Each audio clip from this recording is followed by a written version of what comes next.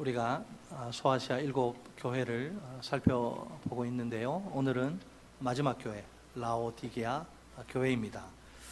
라오디게아는 BC 253년에 세워져 무역의 중심지로 성장합니다. 그 이후 BC 133년에 로마의 지배를 받게 됩니다.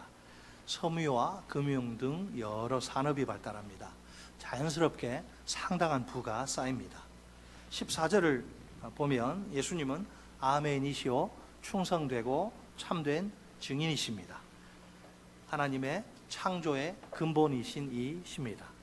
아멘이란 단어는 이사야서에서 새 창조를 이루실 하나님께 대한 호칭입니다. 예수님이 장차 새 창조를 이루실 하나님이시란 말입니다. 충성되고 참되다라는 표현은 예수님의 성품과 또 증거의 참됨을 강조합니다. 예수님은 죽임을 당하신 하나님의 어린 양 그리스도이십니다. 하나님의 창조의 근본이신 이란 예수님이 첫 창조를 시작하신 분임을 뜻합니다. 한마디로 예수님은 첫 창조와 새 창조의 창시자이십니다. 15절로 16절에 따르면 예수님이 라오디게아 교회를 보시면서 성도들을 책망하십니다. 그 내용이 뭐죠? 책망의 내용은 차지도 아니하고 뜨겁지도 아니하다, 즉 미지근하다는 것입니다. 예수님의 요구는 은유적 표현이죠. 실제로 차든지 뜨겁든지 하라는 뜻이 아닙니다. 신앙생활에서 단호하고 분명한 태도를 취하라는 의미입니다. 이 표현의 출처는 라오디게아의 그 지역적 상황입니다. 차지도 아니하니라는 표현의 배경은 골로새 지역에서 이제 분출되던 물이에요. 그 물은 매우 신선하고 정결합니다. 뜨겁지도 아니하다, 이 말의 배경은 히에라폴리스의 약용, 이제 아플 때 먹는 약용으로 사용되던 물입니다. 그 물은 굉장히 뜨겁습니다.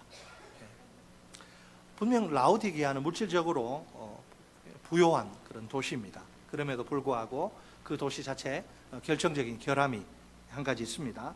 그것은 자체적인 물 공급이 불가능하다는 사실입니다. 그래서 약 7.3km 떨어진 데니즐리에서 파이프라인을 물을 파이프로 이제 공급받습니다.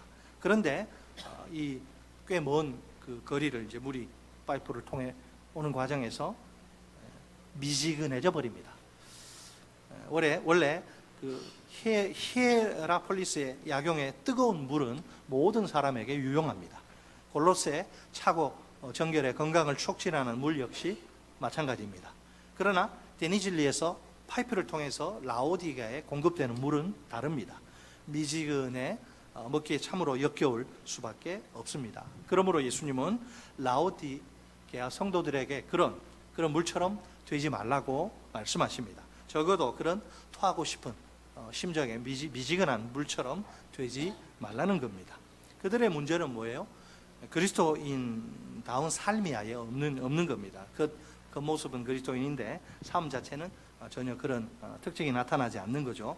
이웃을 유익하게 하는 삶, 이게 다 물이 다 이웃의 유익을 위해서 존재하는 건데, 이웃을 유익하게 하는 삶을 예수님이 도통 찾으실 수가 없습니다. 그런데도 예수님은 그들을 향한 소망을 버리시지 않습니다. 다른 사람들을 위해 유익한 물이 되라고 하십니다. 차가운 물이 되든지 아니면 뜨거운 물이 되든지 해서 말입니다. 과연 라오디게아 성도들이 이런 심각한 상태에 빠지게 된 이유가 무엇일까요? 왜 미지근해졌을까요? 우리 다 함께 17절 말씀을 한 목소리로 읽겠습니다. 17절 시작.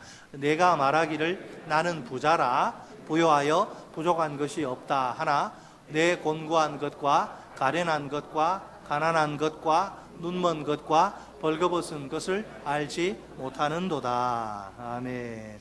나는 내가 내 행위를 아노니 너는 그런데 네 형편을 알지 못하는구나. 자, 라오디게아 성도들이 큰 착각에 사로잡힌 게 문제입니다. 이 착각의 근거는 물질적인 부입니다. 그들을 스스로 부자라고 말합니다. 실제로 부자예요. 부요하여 부족함이 없다고 이야기합니다. 경제적으로 풍족해서 조금도 부족한 것이 없다는 말이죠. 물질적인 어려움을 통 모르기 때문에 만족한다는 소리입니다. 하지만 예수님의 판단은 다릅니다. 예수님은 그들을 물질적인 기준으로 얼마나 가난하냐, 얼마나 또 부유하냐, 그것으로 평가하시지 않습니다. 그 대신 물질적 부 뒤에 감추어진 물질적 부로 위장된 그 영적인 삶의 황폐함을 문제 삼으십니다. 그들의 엉망진창인 그 영적 상태를 보세요. 예수님이 보실 때 그들은 겉으로는 부자인지 몰라도 영적으로 어떤 자들? 곤고한 자들, 이 비참한, 미저러블, 비참한 자들입니다. 또 가련한 자들, 즉 이제 곧 불쌍한 자들입니다. 가난한 자들이요, 눈먼 자들입니다. 뻘거벗은 자들입니다. 다시 말해서 영적으로 주님이 보실 때 아주 형편없는 최악의 상황에 있는 그런 자들입니다. 더욱 큰 문제는 이런 상태를 본인들은 전혀 모른다는 사실입니다. 자, 7교회 가운데 오직 라오디게아 교회만 물질적인 부 때문에 주님께 책망받습니다. 당시 부자가 왜 그럴까요? 당시 부자가 된다는 것은 세상과 타협하지 않으면 불가능합니다. 경제 조직인 그 길드에 가입해서 이제 우상 숭배에 동참해야 되기 때문이지요. 라오디게아 교회는 물질적으로는 부유합니다. 그러나 영적으로는 가난합니다. 서머나 교회와 비교하면 완전히 극과 극이죠. 서머나 교회는 물질적으로는 가난합니다. 우상 숭배를 거절해서 가난하게 살 수밖에 없어요. 그렇지만 영적으로는 부유합니다. 정반대죠. 자, 물질적인 부가 영적인 건강을 보장하지 못하네요. 오히려 큰 착각 속에 빠지게 될 위험이 몹시 큽니다. 실제로는 영적인 거지예요. 안타깝게도 본인은 나는 부자라고 착각합니다. 오늘 우리 시대는 경제적인 부를 최고의 가치로 추구하지요. 청년들이 죽어라 공부하고 일하는 목적도 다 이것 때문 아닌가요? 직장 선택에서 가장 큰 비중을 차지하는 것은 고액 연봉입니다. 얼마나 연봉을 많이 주느냐. 돈이 온갖 삶의 편리와 만족을 제공하는 최고의 툴, 최고의 도구라고 믿는 거예요. 청년의 시기엔 한창 왜 하나님이 나를 이 세상에 태어나게 하셨을까? 인생의 의미와 목적을 청년의 시절에는 진지하게 고민해야 하지 않습니까? 하나님이 주신 비전을 위해서 묵묵히 땀 흘리며 인격과 실력을 연마해야 하지 않나요? 슬프게도 돈의 위력 앞에서 인생의 의미와 목적도 하나님의 비전도 쓰레기통에 던져버린 현실입니다. 솔직히 장년 세대, 부모 세대라고 해도 별다를 게 없습니다. 돈을 인생의 의미와 목적으로 삼은 사람들이 한둘이 아니죠. 그들에겐 돈이 하나님이라 자나깨나 오로지 돈 합니다. 우리 중에 자나깨나 주님 이렇게 하는 성도들 얼마나 될까요? 눈 뜨면 주님이 너무 좋아가 주님 너무 사랑스러워서 주님. 적어도 자기가 섬기는 신에 대한 충성도만 놓고 보면 우리가 돈신을 섬기는 사람 따라가기가 힘들어요. 돈이란 이름의 신에 대한 그들의 충성도는 완전 탑이에요. 최고입니다. 얼마나. 자, 이런 영적인 가난뱅이로 영적인 거지로 살면 안 되죠. 그래서 주님이 이제 해결책 솔루션을 제시하시는데 18절로 19절에 첫 번째 권면이 등장합니다. 우리 18절 19절 같이 읽습니다. 시작. 내가 너를 권하노니 내게서 불로 연단한 금을 사서 부요하게 하고 흰 옷을 사서 입어 벌거벗은 수치를 보이지 않게 하고 안약을 사서 눈에 발라 보게 하라. 무릇 내가 사랑하는 자를 책망하여 징계하노니 그러므로 네가 열심을 내라 회개하라. 아멘. 자, 세 가지인데 첫째 권면에 세 가지 세부 내용이 나오는데 첫째로 라오디게아 교회는 부요하게 되기 위해서 반드시 불로 연단한 금을 사야 합니다. 영적인 가난에 대한 처방이죠. 비록 경제적인 부를 자랑하나 영적으로는 거지 흰색. 여기서 연단한 금 역시 은유적인 표현입니다. 성경에서 이 연단한 금은 죄를 씻음으로 삶을 정결케 하는 것을 가리킵니다. 환난을 통해서 하나님이 자기 백성을 정결케 하는 것을 의미합니다. 본문에서는 죄가 가득한 생활을 청산하고 영적인 부요를 얻으란 말입니다. 결국 예수님은 라오디게아 성도들이 영적인 부자가 되길 원하십니다. 둘째로 라오디게아 교회는 어떻게 해요? 벌거벗었거든요. 알몸뚱인데도 몰라요. 얼마나 창피해요. 라오디게아 교회는 벌거벗은 수치를 보이지 않기 위해서 흰 옷을 사서 입어야 합니다. 이것은 영적인 벌거벗은 영적인 나체 상태에 대한 처방입니다. 교회 공동체 정체성을 흰옷 입는다는 건 뭐예요? 교회 공동체 정체성을 회복하라는 말입니다. 자, 사대교회 성도들에게 하신 말씀과 비슷하죠. 옷을 더럽히지 아니한 자 몇 명이 내게 있어 흰옷을 입고 나와 함께 다니리니. 아멘. 자, 옷을 더럽히지 않았다. 이건 우상숭배 죄 더럽히지 않았다. 자기 영혼을 팔지 않았다는 거예요. 흰 옷을 입고 나와 함께 다니니 이것은 예수님과의 정상적인 건강한 관계를 의미합니다. 즉 이제 교회 공동체의 정체성을 드러내는 삶이죠. 이런 삶은 핍박과 고난을 초래합니다. 그러나 이런 삶이야말로 영적인 부요의 증거입니다. 18절 하반절에 벌거벗은 수치를 보이다. 이건 하나님의 정죄를 가리킵니다. 정죄의 대상은 우상 숭배에 동참한 이스라엘 그리고 또 다른 이방 나라들. 이 표현은 라오디게아 교회의 우상 숭배의 죄를 폭로하기 위해서 사용됩니다. 그렇다면 이것은 경고성 권면입니다. 우상 숭배 때문에 잃어버린 하나님 백성의 거룩한 참 모습을 속히 회복하라는 겁니다. 셋째로 이제 눈이 문제인데 셋째로 라오디게아 교회는 보기 위하여 지금 보지를 못 영적인 세계를 전혀 못 눈에 보이는 세상이 전부인 줄 알아. 라오디게아 교회는 보기 위하여 안약을 사서 눈에 발라야 합니다. 영적으로 눈먼 상태에 대한 처방입니다. 지금 라오디게아 성도들은 영적인 분별력을 상실한 상태, 영적인 세계를 도무지 보지 못하는 소경, 보지 못하니 믿지 못하죠. 그래서 우상 숭배 죄에 동참하고 있지만 그 심각성을 전혀 몰라요. 자신들의 상태 그냥 우리 잘 먹고 잘 사니까 만족하는 거예요. 영적으로 아주 무감각한 그런 생활을 합니다. 그러니 영적인 세계를 볼 수 있는 영적인 시력이 회복되어야 합니다. 이 눈이라고 다 눈이 아닙니다. 귀라고 다 귀가 아니에요. 자, 계속해서 예수님은 19절에서 이제 왜 이렇게 권면을 하시는가 그 이유를 동기를 밝히시는데, 자, 19절을 보면 라오디게아 성도들을 사랑하시기 때문에 무릇 내가 사랑하는 자를 책망하여 징계하노니 그런 상태로 계속 있으면 안 된다. 그래 빨리 그 상태에서 벗어나야 한다. 내가 차마 너희들이 계속 영적인 알거지로 그렇게 비참하게 사는 걸 내가 볼 수가 없구나. 내가 너희들을 사랑하기 때문에, 성도들을 사랑하시기 때문에 망가지는 것을 이제 그만 스탑, 이제 그만 멈춰, 방향 전환 유턴하라고. 우리 내비 보고 가다가도 길 놓쳐가지고 엉뚱한 데 가면 돌잖아요. 예수님의 사랑을 그들이 느껴야 합니다. 아, 사랑으로 권면하시는구나. 그리고 영적인 무감각에서 깨어나야 합니다. 열심을 내라, 회개하라. 두 가지. 열심을 내라는 거 뭐죠? 어떤 일에 대해서 좀 진지하게 임하라.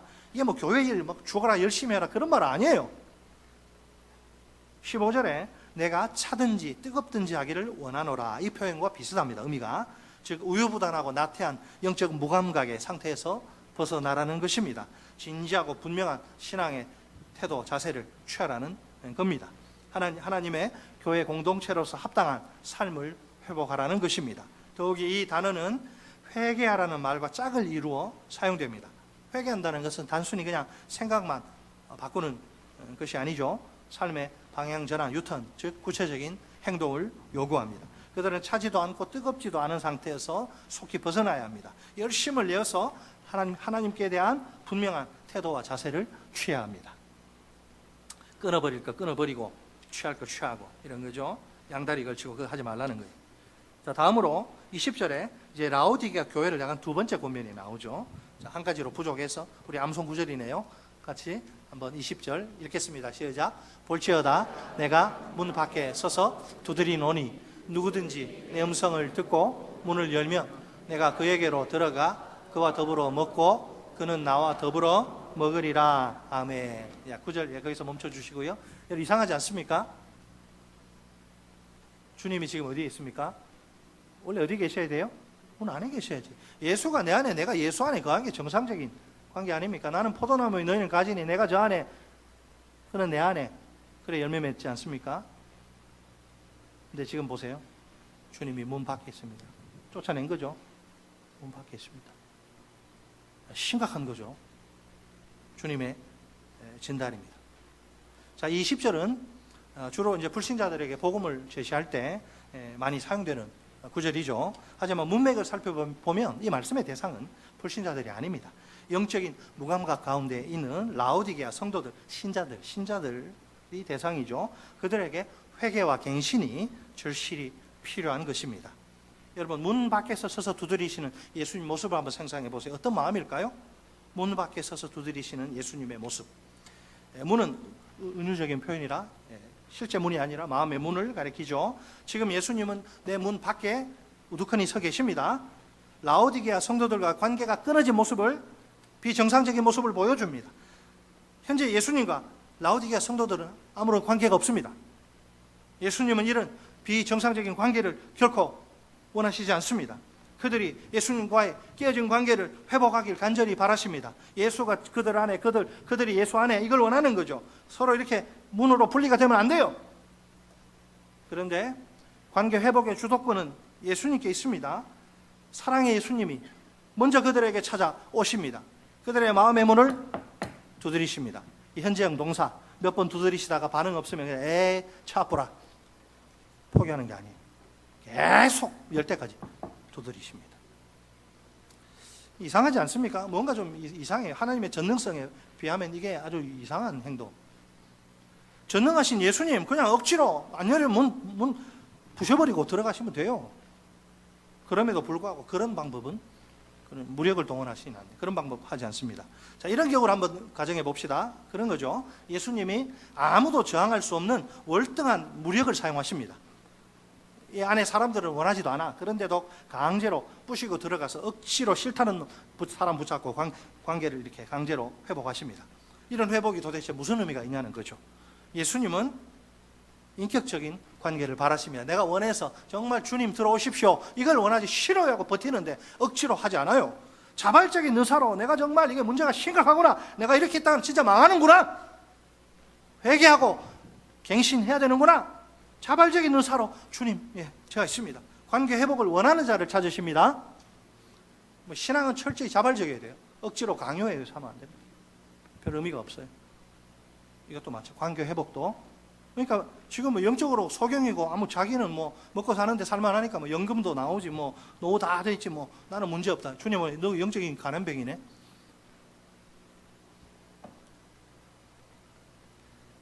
예수님은 자신의 음성을 듣고 문을 여는 자에게 들어오십니다. 목자는 양을 알고 양은 목자를 알아요.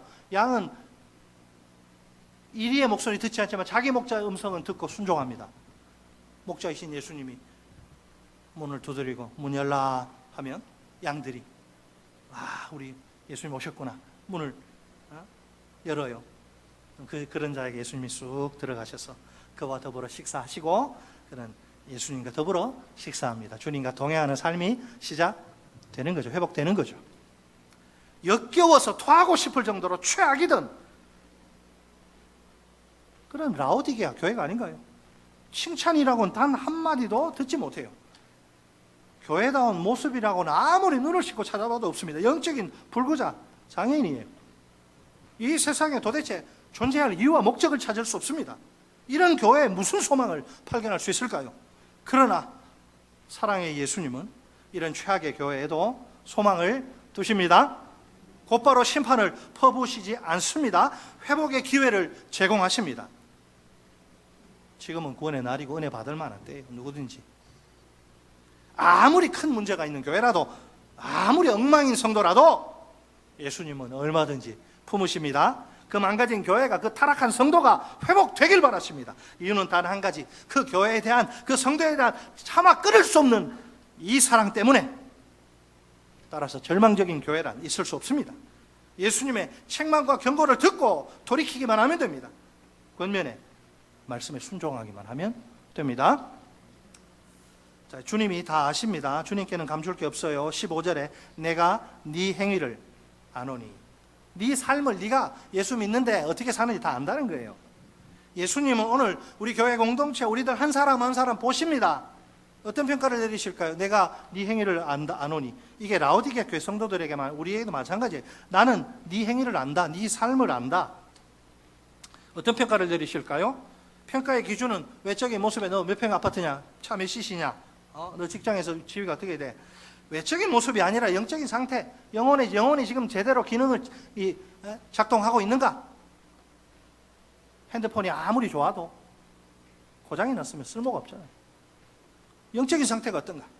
혹시 라오디게아 성도들처럼 목사님 나는 문제 없습니다, 나는 아무런 문제가 없다, 이렇게 생각하고 있지 않습니까? 나는 아무 부족함이 없다, 노후 준비도 돼 있고 나는 아무 부족함이 없다 판단하고 있지 않나요?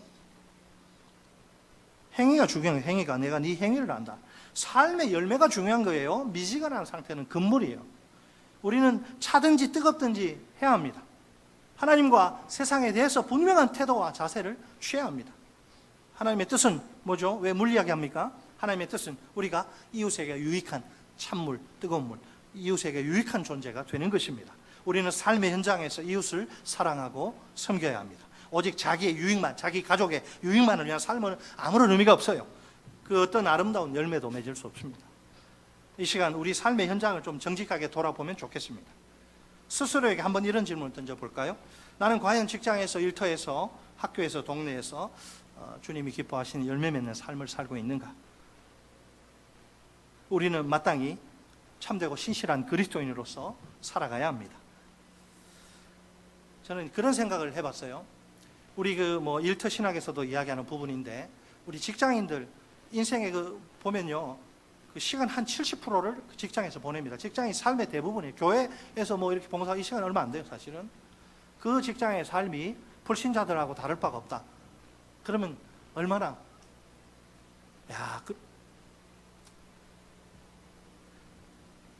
그리스도인으로서 달라야 되죠. 내 인생의 정말 중요한 부분이 직장이고 일인데, 거기서 정말 기독교적인 의미를 찾지 못하면 예수 안 믿는 사람하고 뭐가 달라요? 그리스도인으로서 올바른 직업관, 내가 왜 일을 해야 되는가? 올바른 직업관이 필수죠. 불신자들의 직업관과는 완전히 다른 직업관이겠죠. 그래서 청년들에게는 이제 꼭 이 이야기 취업할 때부터 이야기를 하는데, 자, 우리 다 함께 로마서 14장 7절로 8절 말씀을 한 목소리 읽겠습니다. 자, 같이 읽습니다. 시작. 우리 중에 누구든지 자기를 위하여 사는 자가 없고 자기를 위하여 죽는 자도 없도다. 우리가 살아도 주를 위하여 살고 죽어도 주를 위하여 죽나니 그러므로 사나 죽으나 우리가 주의 것이로다. 아멘. 화면 멈춰주시고요. 자, 우리가 누구의 것이라? 주의 것이라. 우리 주인은 누구예요? 주님. 우리가 왜 11조를 바칩니까? 주님이 주인이심을 표현하는 거죠. 주님이 우리 주인이시면 우리는 그분의 종, 내 마음대로 사는 건 아니죠. 그건 자유가 아닙니다. 그거는. 자, 그리스도인에 대한 아주 탁월한 정의를 바울이 보여주고 있습니다. 그리스도인이란 누구라고요? 살아도, 우리가 언제까지 살지 모르겠지만 살아도 주를 위하여 살고 죽어도 주를 위하여 죽는 자입니다. 이 말씀을 직업에 한번 적용해 보면, 공부에 해도 되고 직업에 적용해 볼까요? 그리스도인은 직업을 가져도 뭐 때문에 가져요? 누구 때문에? 주님을 위해서 가지는 사람이라. 직장을 선택해서 이 직장이 정말 맞나? 직장을 선택해도 주님을 위해서 판단하고 결정하는 자입니다. 세상에서 이런 직업이 돈 많이 벌고 인기 있다, 거기 가는 거 아니에요. 우리는 그렇게 그리스도인인 우리의 모든 직업은 다 거룩한 직업, 성직이에요. 목사만 성직이 아니고 우리 종교개혁자들이 아주 강조한 거죠. 우리 그리스도인은 주님을 위해서 직업을 갖습니다. 단순히 내가 먹고 살기, 그거는 그 차원도 있지만 그게 주가 아닙니다. 주님을 위해서 직업을 갖습니다. 우리가 성직을 갖고 있기 때문에 그리스도인이 되는 게 아니에요. 우리가 그리스도인이기 때문에 우리 직업이 무엇이든 성직이 되는 겁니다. 네, 예수님을 알기 전에 이렇게 살지 않았어요. 예수님을 알기 전에 직업은 그냥 직업일 뿐이었죠. 직업은 내 꿈과 야망을 성취할 수 있는 가장 확실한 도구예요. 그래서 좀 더 좋은 직업을 세상에서 좀 명함 낼 때 좀 의시될 수 있는 그런 좋은 직업 얻기 위해서 불철주야 애를 쓰죠. 돈은 물론이고 권력, 명예까지 거기에 엎어져 온다. 그러면 이게 금상첨화라. 그래서 자식들 막 들들 볶고 그냥 7세 유치원, 7세 고시 있고 지금 애들이 이게 뇌가 이상해진대요. 그렇게 어린 나이 너무 많이 집어넣으면. 하지만 예수님을 믿고 나면, 예수가 내 인생의 주인이 되면 직업은 더 이상 단순한 그냥 밥벌이 도구가 아니에요. 단순한 직업이 아닙니다. 내 욕망을 성취하기 위한, 내 꿈을 펼치기 위한 직업이 아니에요. 예수님의 뜻을, 예수님이 왜 나를 여기로 보내셨을까? 예수님의 뜻을 실천하기 위한 직업이라. 직업의 주체가 나 자신에서 예수로 바뀐 거예요. 그러므로 모든 직업이 다 성직이 되어서 하나님 앞에서 거룩합니다. 직업에 빈부 귀천이 없습니다. 기독교가 일찍 들어가서 기독교로 세팅된 국가들을 보세요. 애들 다 대학 안 보내요. 대학 가는 애 있고 안 가는 애 있고. 왜? 대학 졸업하지 않아도 자기 기술로 먹고 사는데 아무런 지장이 없기 때문에. 대한민국은 안 그렇지만. 1943년에 세상을 떠날 때 백인과 흑인을 통틀어서 거의 모든 미국인으로부터 존경받은 최초의 흑인이 있습니다. 백인이 흑인을 좋아한다? 하하, 글쎄, 그 사람이 누구냐면 조지 워싱턴 카버, 들어보셨죠? 애들 교과서에도 나옵니다. 조지 워싱턴 카버로 미국 역사상 최고의 농학 박사입니다. 만약 그가 자기 직업을 오로지 자기 또 자기 가족 유익을 위한 도구로 사용했다면 어땠을까요? 빌 게이츠 저리 가라, 억만장자가 되고도 남았을 겁니다. 그러나 그는 그렇게 살지 않았어요. 자신의 직업을 타인을 위한 봉사와 섬김의 도구로 삼은 크리스찬이에요. 그는 그 당시 미국 남부 지역에 이제 면화를 재배하는데, 면화가 문제가 뭐냐면, 면화가 자라면 땅 속에 있는 질소를 다 없애버린대요. 그래서 금방 땅을 황폐하게 만들어 버리는 거죠. 남부지방 사람들 열심히 면화 재배했는데 막 땅이 그냥 못 쓰게 돼가지고 이제 뭘 먹고 살아야 되나, 생존의 위기에 처합니다. 바로 그때 조지 워싱턴 카버 박사가 한 가지 놀라운 사실을 발견합니다. 황폐한 이 땅에 땅콩을 심으면 되겠구나. 그러면 땅콩 재배에도 좋을 뿐 아니라 질소가 회복되어서 땅도 비옥해질 거야. 남부 사람들에게 막 땅콩을 심도록 장려합니다. 그의 말대로 땅이 놀랍게도 다시 비옥해집니다. 그런데 여기서 한 가지 문제가 발생하고 마는데, 모든 사람들이 막 면화 재배하고 막 땅콩 재배하니까 그냥 농장마다 땅콩이 산더미처럼 쌓여 있는데 이걸 처분할 길이 없는 거예요. 버릴 수도 없고. 그때부터 카버 박사가 또다시 자신의 연구실에서 두문불출합니다. 어떻게 활용할 것인가 막 연구를 하는데, 그 결과 땅콩으로 만든 수많은 제품이 쏟아져 나옵니다. 마가린, 비누, 요리용 기름, 화장품용 기름, 사탕, 버터, 밀가루, 잉크, 물감, 구두약, 연고, 크림, 땅콩으로부터 무려 300가지 실용품과 식용품을 만들어냅니다. 그러나 참으로 놀랍게도 단 한 번도 특허를 내거나 로열티를 받은 적이 없습니다. 자신의 직업을 통해, 하나님이 주신 학문을 통해 많은 사람들을 섬기고 봉사하는 것으로 만족한 것입니다. 아니, 자신의 직업을 통해서 얼마나 많은 사람이 예수 믿게 됐습니까? 자신의 직업을 통해서 하나님이 많은 사람들을 구원하심으로 말미암아 하나님께 감사드립니다. 카버를 보면서 저 사람 미친 거 아니야? 도대체 저렇게 바보 같은 행동을 하나? 알고 봤더니 크리스찬인 거예요. 수많은 사람들이 이 카버 때문에 예수 믿고, 얼마나 하나님께 감사한 카버 박사가 결국 위기에 봉착한 미국 남부의 경제가 카버 한 사람으로 말미암아 회생을 해요. 그는 진정한 크리스찬이요, 그의 직업은 진실로 성직입니다. 오늘날 대한민국에 5만 개 교회, 700만 명이 넘는 그리스도인들이 존재합니다. 우리 그리스도인들의 직장들이, 모든 직장이 예수님의 뜻을 실천하기 위한 도구가 된다면 어떨까요? 크리스천 직장인들이 불신자들과는 다른 목적을 가지고 일하는 겁니다. 자신의 생계만을 위해서가 아니라 이웃의 유익을 위해 이웃을 섬기며 일하는 겁니다. 그러면 이 사회가 얼마나 아름답고 건강해질까요? 우리 하나님이 얼마나 기뻐하실까요? 게다가 이 사회에 하나님의 나라가 더욱 왕성하게 임할 것입니다. 사실을 말하자면 나 한 사람이 정말 중요합니다. 작은 불꽃이 산을 태우는 큰 불을 일으키듯 의미 있는 변화는 직장에서 나 한 사람으로부터 그 변화는 시작되는 줄 믿으시기 바랍니다. 저 사람은 다르네. 알고 봤더니 크리스찬이야. 감동받고. 사랑하는 성도 여러분, 우리 모두 자신의 영적 상태를 정확히 알면 좋겠습니다. 내가 영적으로 참 많이 부족하다, 거지까지는 아닌데 거지 비스무리하다, 그러면서 부자인 체하면 안 됩니다. 그런 착각에서 빨리 빠져나오는 게 급선무예요. 책망으로 징계로 찾아오시는 그 사랑의 주님, 내가 너를 포기할 수 없다. 너 정신 차리고 빨리 이 회복하고 갱신해라. 책망으로 찾아오시는 사랑의 주님 앞에 겸손히 무릎 꿇는 게 좋습니다. 나를 향한 예수님의 요구는 뭐예요? 그리스도인다운 삶의 열매입니다. 아직도 내게 삶의 열매가 좀처럼 보이지 않는다면 열심을 내야 합니다. 회개해야 합니다. 죄로 물든 생활을 청산해야 합니다. 끊어버려야 합니다. 죄를. 그리스도인으로서의 정체성을 회복해야 합니다. 영적인 세계를 볼 수 있는 영적 시력이 회복되어야 합니다. 우리 모두 영적인 거지가 아니라 영적인 부자가 되면 좋겠습니다. 자기의 만족만을 위한 인생이 아니라 이웃의 유익을 위한 인생이 되면 참 좋겠습니다. 하나님과 세상 앞에서 단호한 자세와 태도를 취합시다. 세상에서 구체적으로 이웃을 사랑하고 섬기는 삶을 삽시다. 하나님 사랑과 이웃 사랑, 이것이 모든 성경의 요약이라고, 가장 중요한 계명이라고 주님 말씀하셨죠. 우리 직장이, 일터가 이웃 사랑과 섬김의 실천을 위한 활동 무대가 되기를 기도합니다.